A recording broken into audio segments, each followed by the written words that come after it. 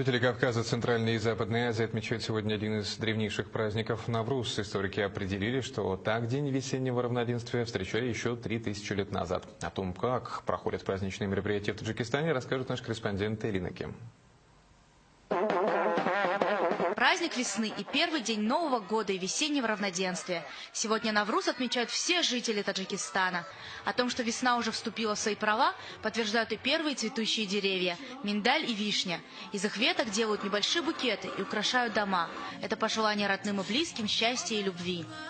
Мы поздравляем вас с этим прекрасным праздником и желаем вам благоденствия и здоровья. Пусть ваше сердце никогда не печалится. Пусть в вашем доме всегда царит счастье и весна. Пришел Навруз, весна пришла.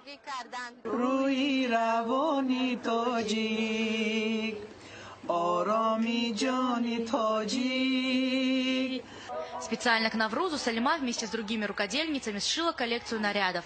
Узор для вышивки женщина подбирала особенно тщательно. Золотые орнаменты символизируют гармонию и процветание. А в таком костюме у каждой девушки есть шанс стать Маликой Навруз, принцессой праздника. Традиция носить вышитые золотом наряды на праздники пошла еще от наших предков. Сохранена она и по сей день. Богато украшенные одежды и аксессуары подчеркивают особенность и исключительность этого дня. Больше узнать о народных традициях и даже самому научиться вышивать, делать посуду или работать с кожей можно на многочисленных ярмарках декоративно-прикладного искусства. Здесь мастера не только делятся профессиональными секретами, но и продают свои товары по себестоимости. Ведь ни арендной платы, ни наценок в Навруз не бывает. Центр был создан для того, чтобы поддержать наших народных ремесленников.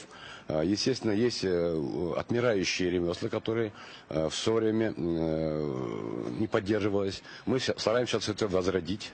Но показать себя можно не только в создании эксклюзивных вещей. Мужчины демонстрируют свою силу в борьбе. Дети читают стихи и поют песни, а женщины готовят праздничные блюда.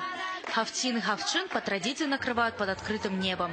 На столе обязательно должны быть 7 блюд и предметов, названия которых начинаются на «с» или «ша». Сумалак – лакомство из проросших зерен пшеницы, сеп – яблоки, сирко – уксус, сир, чеснок, санджик – сухофрукты, самбуса – пирожки с мясом, сялав – суп из весенней целебной травы и сих-кабоб – шашлык. Это символический дар солнцу, которое должно позаботиться о богатом урожае. Элина Ким, Рустам Пулатов. Новости Содружества. Таджикистан.